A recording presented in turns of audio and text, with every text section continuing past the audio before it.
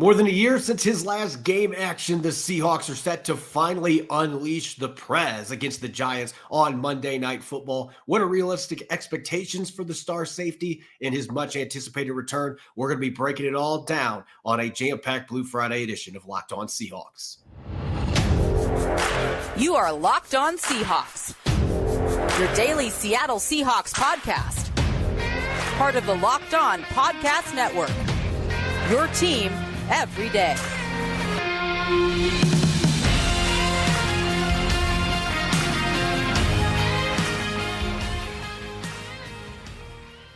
Greetings, 12. This is Corbin Smith, host of the Locked On Seahawks podcast, your daily Seahawks podcast, part of the Locked On Podcast Network, your team every day. Glad to be joined here on Blue Friday by my co-host, Nick Lee. And a special thanks to each and every one of the 12s out there, whether you're listening in Anchorage, Alaska, or the great country of Swaziland. We greatly appreciate you making Locked On Seahawks your first listen 5 days a week. It's a jam-packed Blue Friday episode. Not a normal week. The Seahawks are not in the final phase of their practice week just yet. That'll be coming up tomorrow, but we did get the initial injury report. We'll be breaking that down, including the much-anticipated return of a certain number 33. We'll have our keys to victory, picks to click, and much more. A loaded episode coming your way, courtesy of our friends at the Game Time app. Create an account and use the code LOCKEDONNFL for $20 off your first purchase. Last-minute tickets, lowest price, guaranteed.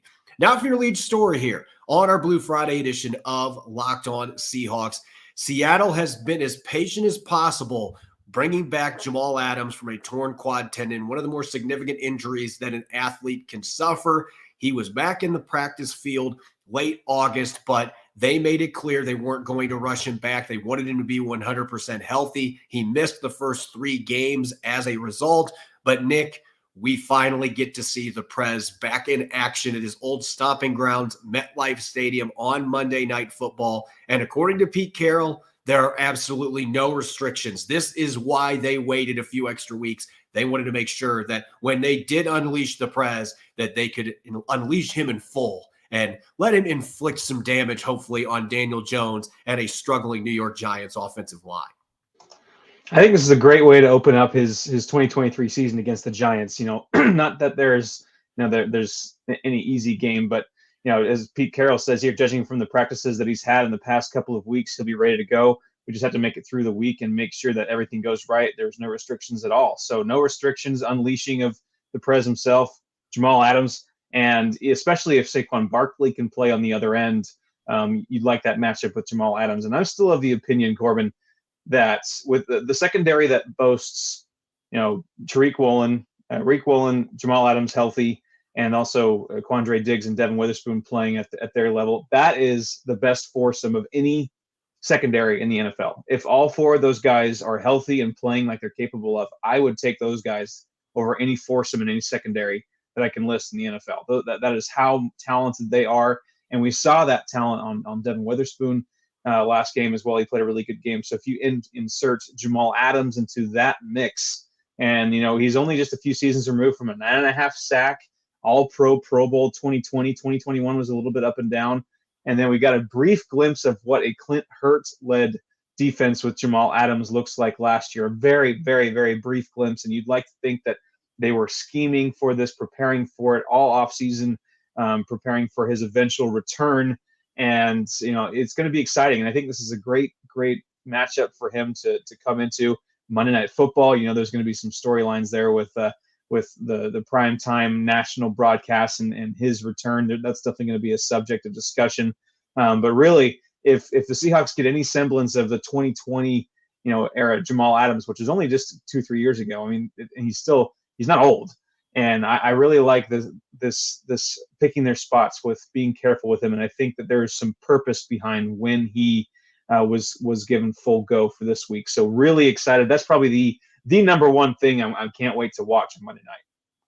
Yeah, and the Seahawks, we've talked about it since March when they signed Julian Love. They afforded themselves flexibility so that they could make sure they didn't have to hit the panic button rushing Jamal Adams back from an injury that, as John Schneider described it, this is a severe injury. This is one that takes a long time to recover from, normally a full year, and he might not be quite his normal self. As we've seen guys coming off severe injuries, it can take a few weeks playing on the field to get back rolling in full, but they're really excited by what they've seen. I was watching end of August run, and he was moving extremely well, and it's been a month since then. So I'm really looking forward to seeing what they do. This has been a curiosity for me from a schematic standpoint, but I really don't think it's going to be anything different than the little we saw against the Denver Broncos in that season opener, where he is going to be moving all over the place. They're going to be aggressive with him. And I think it just adds another weapon to a pass rush that has started to come to life the last couple of weeks without blitzing a ton. But now you have an extra weapon that you can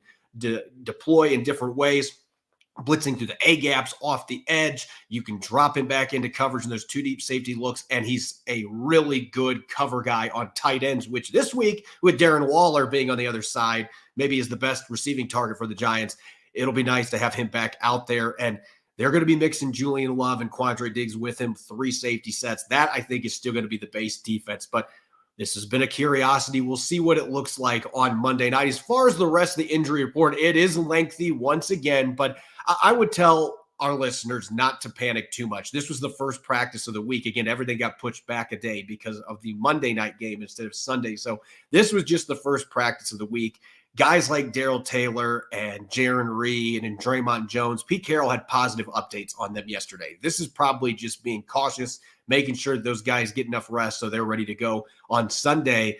The ones that are concerning are players like Trey Brown, who's still in concussion protocol, Phil Haynes. It seemed like that was a we'll see approach with him, as well as Charles Cross. So there still may be some offensive line injuries to worry about going into this game. But you have Reek Woolen and Jamal Adams both in full. And I know that makes you very excited to have two of your key cogs in that secondary that, as you mentioned, is as talented as any in the NFL. Having both those guys as full participants beginning of the week, that bodes well for them being out there against the Giants. Yeah, this is the Monday night game in front of a bye. That there's a big carrot at the end of the stick there. If they can just kind of patch this thing together with health along the offensive line, and if that secondary can finally play fully healthy and full go, and with all weapon systems go, so to speak, that would be really, really, really great to see on the field. And also, if you could just figure out a way to win this game, and there is nothing, Corbin, better, at least in the regular season, of course, than winning on the front end of a bye week. Just getting to sit on that win for over a week, for almost 2 weeks, pretty much, before you go play the Bengals. So this is a big week. Obviously, I don't need to preach to the choir there, but it's really nice that the Seahawks could get such a versatile weapon in Jamal Adams back for a really a big game, a swing game, you could say, for where the season might go. Yeah, I like the word swing with this, because I think for both teams, I mean, if New York can find a way to win this game, they're back to 500 and they're feeling pretty good about their chances to right the ship. But Seattle's looking at this saying, hey, San Francisco's already racing off to a 3-0 start. We can't afford to drop games like this. And so if you are able to stick a game behind them at 3-1, maybe create some separation with those other two teams behind you in the division, and you've got that head-to-head against the Lions already, that would give you head-to-head wins against two other teams that were expected to be competing for wild card or even division championships going into this year. So it is a critical contest. There's no doubt about it. The Giants are going to be looking at it from a more desperate lens, because if they fall to 1-3 in that division, it's going to be very difficult for them to climb back into the race. But that extra game makes it a little bit easier to rebound too with a 17-game season. Nonetheless, this is a critical Monday night game. And so we're going to be diving into the keys to victory for the Seahawks coming up next.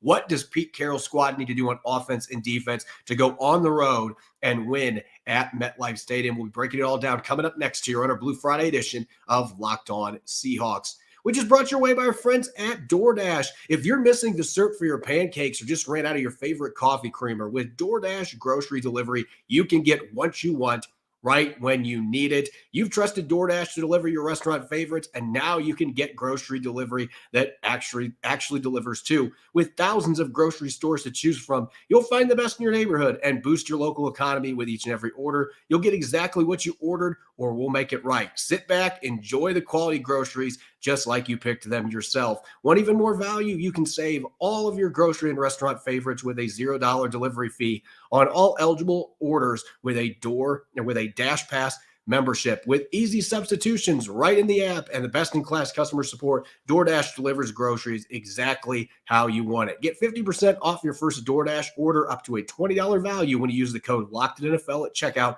Limited time offer and terms do apply, but let's be clear, that's 50% off up to $20 on minimum subtotal, no minimum subtotal, and zero delivery fees on your first order when you download the DoorDash app in the App Store and enter the code LOCKEDINNFL. Don't forget that's LOCKEDINNFL for 50% off your first order with DoorDash.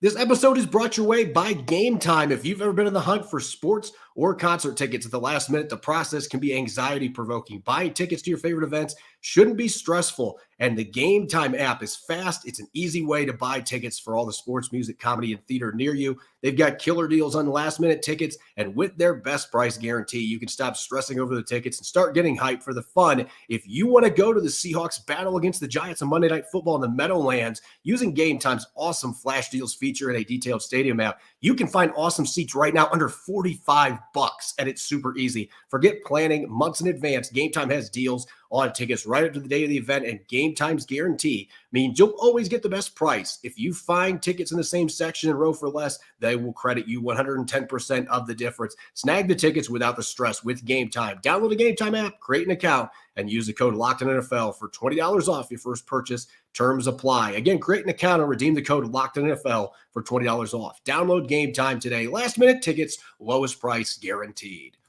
You're listening to the Blue Friday edition of Locked On Seahawks. I'm your host, Corbin Smith. Glad to be joined for today's show by my co-host, Nick Lee. And a special thanks to each and every one of the 12s out there for making Locked On Seahawks your first listen 5 days a week. We greatly appreciate it. Don't forget, coming up on Monday, it will be a late show, not on the West Coast, but for those of you that are on the East Coast, with it being a Monday night game, I stay up late during those games. So I will be up doing a postcast, looking forward to the opportunity to break down what hopefully will be a Seahawks win over the Giants. But win or loss, we will have our post-game show with game balls, 3 up, 3 down, and much more. So make sure you are listening in. That'll be coming up on Monday night.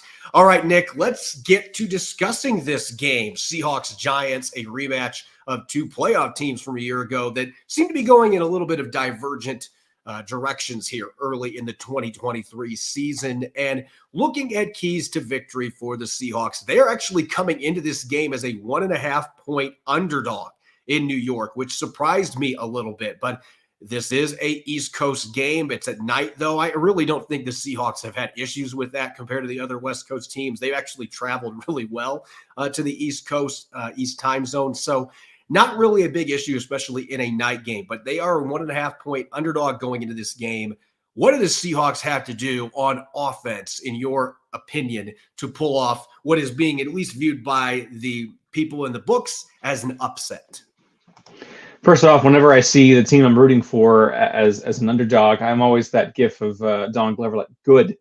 I'm glad it's that way. I would much rather root for an underdog. So being that as it may, the thing that stuck out to me is the red zone. Last week, really, the Seahawks could have put the Panthers away so much earlier had they not stalled out in their first 4 red zone drives and led to field goals. If those turn into touchdowns this week, that would be a much, much different scenario. So I really want to see the red zone cash in. They are still 12th in the NFL, the Seahawks are, in red zone, turning red zone trips into touchdowns. And the Giants are actually 10th. They don't get into the red zone a ton, but when they do cash in, the Giants. So you just really gotta cash in when you get a chance, and especially with some of the pass rushing issues they've had, the run defense issues they've had, you really gotta cash in on those red zones. So when you get into the red zone on Monday night in New York, you can't let it stall out and get 3 points, especially winning on the road as an underdog on a primetime game. The formula to win is you turn 3 into 7. You trade 3 for 7. You force field goals when they get in the red zone, and you score touchdowns when you get in the red zone. You win the red zone battle is really, it's not rocket science, but really that turns into, it's going to turn into one of those games, I think, where the team that best utilizes the red zone wins. Yeah, it's interesting you mentioned that. I actually wrote an article yesterday on all Seahawks looking at the red zone production. Seattle's almost 20% better in touchdown red zone efficiency right now than they were last season. Now it's a small sample size, but Ken Walker III has 4 rushing touchdowns inside the 10. He had 2 all of last year. So they have made some marked strides in that regard, and this is going to be a big game when you're dealing with Dexter Lawrence and Leonard Williams in the middle. Running might be a little more tricky than what the stats show. The Giants have really struggled defending the run, but they do have a lot of talent on that defensive line. It's going to fall on the interior O-line to get the job done, create some push so the running backs can get the job done. But yes, red zone, that is going to be critical. You got to find ways to get it done. For me, the big key going in this game, you got to have an early emphasis on that run game and your tight ends to slow down the defensive line, because I still look at this Giants defense, Nick, and I mentioned it. I know the stats don't bear it out, but we have seen Dexter Lawrence and Leonard Williams kill the Seahawks over the years when these two teams have met.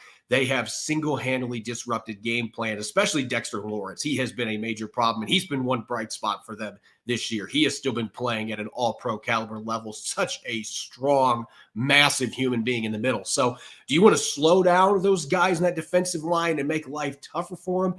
Get that run game going, quick dump-offs to the tight end. That is basically an extension of your run game. And then you're not going to let guys like Kayvon Thibodeau be able to pin their ears back. The pass rush has not gotten it going for the Giants. Don't let them in this game. They've struggled defending tight ends. So I feel like this is really a twofold thing where get Ken Walker III and Zach Charbonnet involved, but also get your tight ends involved. You're probably going to have Will Dissly back this week. He was limited yesterday, but they are thinking he's going to be ready to play this week. You're going to have your full arsenal of tight ends. This is a defense that has been vulnerable both to run games and the tight ends. So don't get cute. Take advantage of the areas where this defense has really struggled these first three games and attack them with it. And I think that's going to create some opportunities later in the game for Geno Smith to be able to pick those shots. Yeah, and some stats that kind of back that up. The Giants are 28th in rushing yards allowed per game. So you could have a chance there to establish the run. And they also have allowed the second most receiving yards to a tight end to this point. So really, there's an opportunity there. And that third point, take your shots, Geno. Like what you mentioned with the Reds or the pass rush. The Giants only have 2 sacks, tied for the second to last, in sacks so far. They do have some talent up front, as you mentioned, but that hasn't materialized quite yet. And hopefully the Seahawks get a little bit healthier along the offensive line with Charles Cross and Phil Haynes. We'll see, but. This is a team where you establish that run, and then all of a sudden you can find them with their pants down a little bit downfield and take those shots. Now, don't get greedy, don't get crazy.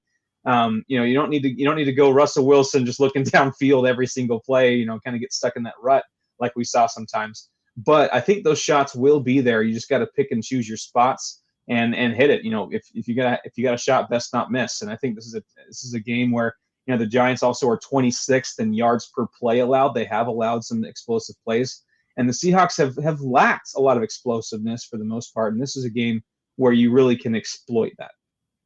Yeah, and the safeties in particular for the Giants, it's really been a struggle these first 3 games. And some of that has fallen on the fact that they have not been able to get home to the quarterback. So Seattle's got to keep that going. Don't let the pressure get to Geno Smith, and it creates more of those chances against a secondary that has some decent players. But again, they have not put it together. And if you don't have a pass rush, it doesn't matter. It puts too much strain on the secondary. So it feels like this could be a game where if you can get that snowball rolling a little bit with your run game, the tight ends, quick passing game, that you could get some of those shots downfield in time against a secondary that has been ripe for big plays in these first 3 games. Now, shifting gears to the defensive side, this is really where football games are won. Although the Seahawks the last 2 weeks have said, we're going to score 37 points each game. They did get a defensive touchdown from Trey Brown, but this is a game where you're hoping that the defense can take another big step forward. We saw the pass rush come to life the last couple of weeks. Second half in Detroit, entire game against Carolina. This is a Giants offensive line that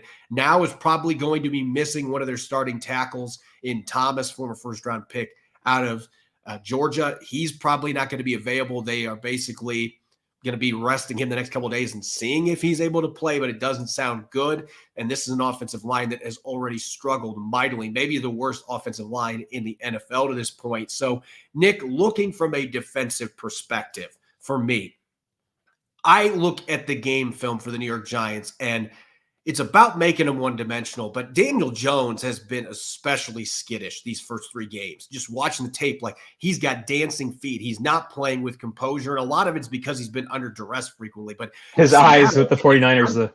if I'm Clint Hurt, I mean, it's almost the Sam Darnold looking for ghost type thing. It's interesting. It's still happening in New York, just with the other team. But I look at this game and I feel like this is a matchup where Clint Hurt, I know the Seahawks have not blitzed a ton, at least the last couple of games. They haven't had to, but you're getting Jamal Adams back. Don't force the issue. But this feels like a game where you might want to take a few pages out of Wink Martindale, the Giants defensive coordinator's playbook, because I think if you can get some quick pressure with extra guys coming on Daniel Jones, he has already shown in his career he'll uncork some bad throws, make some bad decisions. He only has 2 touchdowns compared to 4 picks this year.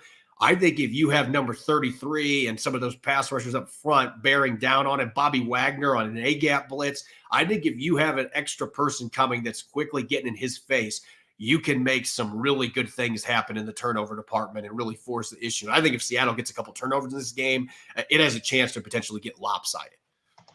Yeah, this is the game where as long as the Seahawks aren't, I think, multiple in the negative in turnover margin, I think that they win. And yeah, Daniel Jones doesn't scare me. He just doesn't. And yeah, the memes were flowing with his eyes with the 49ers game. He's a good kid. I feel bad kind of bagging on him, but and he's had some good moments, but no, he doesn't scare me. He doesn't instill fear in me. And what does is a healthy Saquon Barkley. So I think that's another big one. You got to bottle him up. And the Seahawks have been really good so far. A third in the NFL, the Seahawks defense is in yards per carry allowed. I know that's kind of a shocking stat with how the Seahawks have been on the run defense in the last few years. So, and the return of Jamal Adams, as we've mentioned, could prove beneficial there with trying to bottle up Saquon Barkley. And really, I know we'll talk about another one as well, but with the Daniel Jones pressure, can we just talk about Boye Mafe? I mean, Boye Mafe has emerged. He's actually third in the NFL right now in pass rush win rates on ESPN's metric, third. And so he's just doing a fantastic job in year 2. So obviously the dream is to create enough pressure with just your 4 that you can be out in coverage with 7. But with Daniel Jones, he's proven that he can't handle the blitz as well either. So yeah, pressure Daniel Jones, bottle up Saquon Barkley, and the Giants are in an absolute bind. And then also speaking of getting him in a bind, third downs. The Seahawks are second to last in third down defense. They have been atrocious, and this is the ultimate very stoppable force meets a very movable object with the Giants offense and the Seahawks defense on third down. We'll see which terrible object can be moved or not. So this is another big one, third down. So I think it's pretty obvious, win the red zone battle and don't give up a bunch of 3rd and 10s. And I think the Seahawks are sitting pretty Monday night. Yeah, this is the game. If you can't get third down stops against this Giants offense, the way that they have played it, I understand that there could be a get-right game for them, but don't be the opponent that lets it happen. I mean, Daniel Jones is not playing with the confidence that he played with last year. This is still a team that I don't think has many weapons on the outside. Jalen Hyatt scares me that he may take the top off of defense at some point because of his speed and his big playability. But I still am not scared by their receiving core. Darren Waller, to me, is the best receiving weapon they have, and tight ends have been a problem. I like Jamal Adams coming back and Julian Love being able to cover him. But I just look at this game, and I feel like if you can't get off the field against the Giants offense, as bad as they have been, I mean, they're 31st in the league in points scored on offense, and they have not been able to produce yardage. They're probably not going to be full strength of the offensive line. As I mentioned, at least 2 starters down with injuries. This is a game that you should be able to get off the field and get the ball back to your offense and let them do their thing. And so, yeah, get off the damn field on third down. That has been the one thing in these first couple games. It's been an Achilles heels for this defense. Even when they've done better with the pass rush, other teams are just moving the chains too often. Got to find a way to limit that with the Giants. Get off the field, get some quick punts, and let Geno Smith and company go to work. When we return, we're going to dish out our weekly picks to click as well as our game predictions. Don't go away. You're listening to the Blue Friday edition of Locked On Seahawks, which is brought your way by our friends over at eBay Motors. eBay Motors has teamed up with Locked On fantasy football host Vinny Iyer to bring you some of the best fantasy picks each week, all season long. If you're scouting the waiver wire every week, we're going to provide you players that are a guaranteed fit on your roster. Heading into week 4, let's see who Vinny has picked out for us on this week's eBay Guaranteed Fit fantasy picks of the week. Jaguars wide receiver Calvin Ridley has a classic rebound opportunity in London against his former team, the Falcons. Ridley's been quiet the past couple of games. Jacksonville's offense in general, the passing game has been slumping the past 2 weeks, but he will return more to a stellar week 1 debut form against his former team. The Jaguars will do a better job scheming him open across the pond and make his massive target volume from Trevor Lawrence count big time once again. Vinny Iyer from Locked On Fantasy Football is going to help you win your fantasy championship, and eBay Motors knows a championship team is about each player being a perfect fit. Same with your vehicle. With over 122 million parts for your number one ride or die, you can make sure your ride stays running smoothly. Brake kits, LED headlights, roof rack, bumpers, whatever your baby needs, eBay Motors has it. And with eBay's Guaranteed Fit, it's guaranteed to fit your ride the first time, every time, or your money back. Plus, at these prices, you're burning rubber, not cash. Keep your ride or die alive at ebaymotors.com. eBay Guaranteed Fit, only available to U.S. customers. Eligible items only. Exclusions apply. You're listening to the Blue Friday edition of Locked On Seahawks. It's your host, Corbin Smith. Glad to be joined, as always, by my co-host here, Nick Lee, on our Blue Friday show. Special thanks to all the 12s, as always, for making Locked On Seahawks your first listen 5 days a week. We greatly appreciate it. Don't forget, coming late Monday night after the primetime matchup against the Giants, we got game balls, 3 up, 3 down, and much more in our weekly post-game show. Looking forward to it, hopefully covering a Seahawks win. Make sure that you are tuning in. It's time for our weekly picks to click. Now, Nick, we're going to have some stats on this next week in the the quarter report card, where I felt pretty good about my picks to click going into. And I'll say last week wasn't a complete wash. Devin Witherspoon still had a very good game. He just didn't get the interception that I predicted he was going to have. But your offensive pick to click got offensive player of the week in the NFC. So I think that you are the one that gets to get a tip of the cap this week. And I'm looking to rebound a little bit here. So let's talk offensive picks to click against this Giants defense that hasn't played up to expectation at this point. Who is the player that stands out to you as the one that you think is going to have a big game on Monday night? You know, I thought about cheating and doubling up on Ken Walker III just because he had such a great game. Yeah, NFC Player of the Week. I mean, all those stuff. I'm going to go with the guy who also won an award this past week, if you're a follower of that NFL Network's Good Morning Football. Zach Charbonnet, running back, won the Angry Runs segment for this past week with that run towards the end zone. I saw some memes where he was pushing the Panthers defender like into the hole in the movie 300. You know, it's just so many great, and Avengers where it's Thanos like just bodying Avengers left and right. I mean, it was just a great meme week for Zach Charbonnet, and I'm going to go with him riding kind of that wave. With Angry Scepter in hand. Shout out to Kyle Brandt and Good Morning Football there. That was a fun segment to watch. So Zach Charbonnet there, and I might even call my shot. So he's slowly been gathering, if you look at stats, just more carries, more yards throughout those 3 games. And I think this game, first of all, against the Giants, we've discussed, have not been great against the run. So I think Charbonnet will get a healthy amount of carries. Ken Walker will probably still eat more. But I'm going to go, 50 yards rushing, maybe a catch or 2 out of the backfield, and a touchdown. I think that Zach Charbonnet will get his first NFL touchdown this week. So that'll be my main reason why I'm picking him. I think he finally gets in the end zone. That run that he had where he just bowled over the defensive back, that poor guy, it made me think of Thomas Rawls against the 49ers in that game. And there was a linebacker for San Francisco on the sideline, and he could have just went out of bounds, but just for fun, just lowered the boom and trucked the dude. And I see a lot of similarities in the way that these two guys run the football, to be honest with you. I see a lot of Thomas Rawls in Charbonnet with better vision and obviously a more versatile skill set. But I think from a angry running style, you see the same gait and the way that he runs and just the penchant for delivering blows. So I think that's a good pick. I've talked about tight ends all week, so I got to go with a tight end this one. So why not a player that had a decent game last year against the New York Giants? And that being Colby Parkinson. I think he scores his first touchdown of the season. As you mentioned, the Giants, they are second in the league giving up receiving yardage to tight ends, but they have actually not given up a touchdown yet to a tight end. I think Colby Parkinson ends that this week. I think he ends his little drought in the end zone. I just like the matchup against the linebackers and the safeties for the Giants. Whoever they're going to try to cover against him, his size and his athleticism with that big catch radius. I think Geno Smith is going to hit him for a red zone touchdown in this game to help the Seahawks try to pull off the upset here at MetLife Stadium. Now let's flip it over to the defensive side. And I know that you were thinking maybe I don't want to go down this road, but there's a certain player we've already talked about making his debut this week that you just can't help yourself. I really can't. The energy that Jamal Adams brings to this defense, just the injection of life, injection of talent, one of the more talented defensive backs in football. I'm going Jamal Adams. I can't help myself. And this is a great matchup, like we mentioned earlier. 8 tackles, maybe a tackle for loss, and with the battered offensive line that the Giants have, and the fact that they haven't played well anyway when they were healthy, allowing the 4th most sacks in the NFL.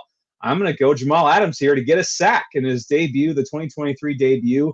I'm not saying he's going to be, blitz boy, where that's all he's doing, but I think that they are going to pick his spots where he is the pass rusher, and he's a very effective pass rusher, and I think he gets to Daniel Jones for a sack. So big opening game, big debut under the lights for Jamal Adams. I'm going with my heart here. Maybe not my head, more my heart here with this pick. I'm going to go with a hot hand, and it might not be the name that everybody was talking about coming out of Sunday's win over Carolina because he didn't get a sack. But my goodness, Mario Edwards, Mamma Mia, Super Mario. He leveled up in this game, man. I had 8 pressures, and I know there were a few people on social media that were like, there's no way he had 8. Watch the film. He was just bull rushing Carolina's interior line into oblivion. And I actually think New York's interior O-line might be in worse shape than what Carolina's is at this point. Mark Glowinski, former Seahawks, been benched not once but twice in the first 3 games. They're going to be moving forward with some new guys in their interior, just trying to find a mix that works. I think Mario Edwards is going to get that first sack that he nearly got a couple different times. Last week, he created some bad throws for Andy Dalton. So I'm going with Mario Edwards. 5 tackles, a sack, and 3 quarterback hits. He had 3 last week. I think he equals that this week. And so I'm going to go with Mario Edwards getting that one up here and really helping the Seahawks defense out against Daniel Jones and company. All right, predictions time now. Real quick, Nick, looking at this game, it feels like the Seahawks have a lot of advantages on both sides of the football, at least from a talent perspective. But you and I both know that doesn't always lead to wins in the league. And winning on the road, particularly in New York in prime time, that is going to be a tall task. And the Giants, they're desperate. Desperate teams can pull things out sometimes. This is a team that made the playoffs last year. So going into this game, where's your confidence at the Seahawks can win it? And what are you envisioning happening on ESPN's primetime matchup? Well, the Seahawks are 2-2 in their last 4 road Monday Night Football games, so it's not like it's been some sort of bugaboo for them. They've held serve more often. It's 500 last 4. I could see a scenario where the Giants, under the lights, juice crowd, they got a little bit mojo there, and some mistakes for the Seahawks and turnovers. I could see a game. I could see a scenario. Doctor Strange there. A few scenarios where the Giants do win this game, but I don't see it. I'm not in this scenario, not in this universe. I think the Seahawks do win this game. I think both defenses are flawed. The Seahawks are far from a complete defense. I think the addition of Jamal Adams will be a big boost. There will be points scored. I think it's close late, and then the Seahawks do score a touchdown late in the game to maybe make it look, more of a blowout than it really was. So I'm going to go 30-21 Seahawks. They win by 2 scores, but it's closer than that late until the Seahawks do get maybe a key field goal or key score late to make it 2 scores. But I do see the Seahawks kind of keeping them a little bit at arm's length as well, where, I don't think the Seahawks need to play come back or, play catch up here. But I think it'll be closer than people think for a little bit there, with the Seahawks mostly in control with a good ground game and some key deep chunk plays in the pass game and an improving defense, especially with Jamal Adams. These type of games always scream trap game to me, but I don't think that that's going to be the case this weekend because, for one thing, Pete Carroll, I don't think he pushes buttons the same way Deion Sanders does at Colorado, but that he has mentioned, or somebody has mentioned, the 1.5 point underdog thing. Like, hey, we're not supposed to win this game. And so I have a feeling that's going to be getting pushed. They are going to want to make a statement. And they know the Giants are desperate. They know the Giants were a playoff team last year. And they know the Giants are well coached. Brian Daboll has had 11 days to get these guys ready for the Seahawks, or will have had 11 days once Monday gets here. So that is the X factor here for the Giants. They do have a coaching staff that can get guys in the right spot. But to this point, they haven't been able to figure things out. And I just think Seattle, this is a case where the more talented team is going to win the football game. I don't think Seattle is going to come in trying to sleepwalk through this one. It's prime time. They like Monday night games. They're 12-4 under Pete Carroll. They're going to be fired up. And again, I mentioned this on the crossover yesterday, but all 3 times the Seahawks have been to a Super Bowl, they beat the Giants at MetLife Stadium. So this is kind of an important game to win if you want to make a deep playoff run, in my opinion. I mean, history suggests that. So I think this is a game the Seahawks are going to be fully prepared for. And I'm taking it a little different perspective. Our scores are going to be similar. I've got a 33-20 win for the Seahawks, but I think this is a game where the Giants get a garbage touchdown late that makes it look closer than what it really was. I think it's going to be a game the Seahawks seize control of fairly early. I personally don't think Saquon Barkley is going to be able to play. And if he does, he's not going to be able to play a ton of snaps. I just think the Giants have too many injuries, and this team's got too many holes on both sides of the ball. Seattle's clicking. Jamal Adams coming back. The defense is going to be fired up. So I think the Seahawks get a fairly comfortable 2-score win. We'll see what happens, though. Monday night, crazy things happen, especially when the Seahawks are playing a Monday night game. Remember the Lions game where Cam Chancellor punched the ball out of Calvin Johnson's arms? There's always weird stuff that happens on Monday night games for the Seahawks. As always, you can follow me on Twitter, Corbin Smith NFL. You can follow Nick at Nick Lee 51. Subscribe and follow Locked On Seahawks on YouTube and wherever you get your podcast to make sure you don't miss a single episode. Don't forget, on Monday after the game, we'll have our post-game show, Game Balls, 3 Up, 3 Down, and much more. You won't want to miss it. Enjoy the rest of your Friday and enjoy watching the games on Sunday without having to stress until Monday night. Thanks for listening. Go Hawks.